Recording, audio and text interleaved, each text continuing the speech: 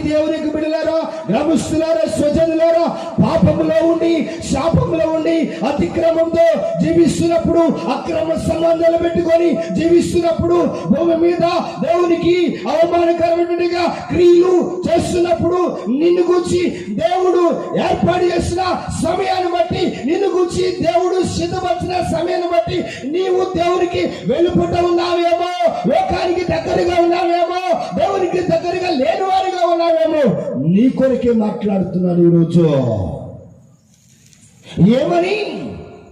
ఒకవేళ దేవుని వైపు తిరుగుతామని మాట్లాడుచున్నాడు.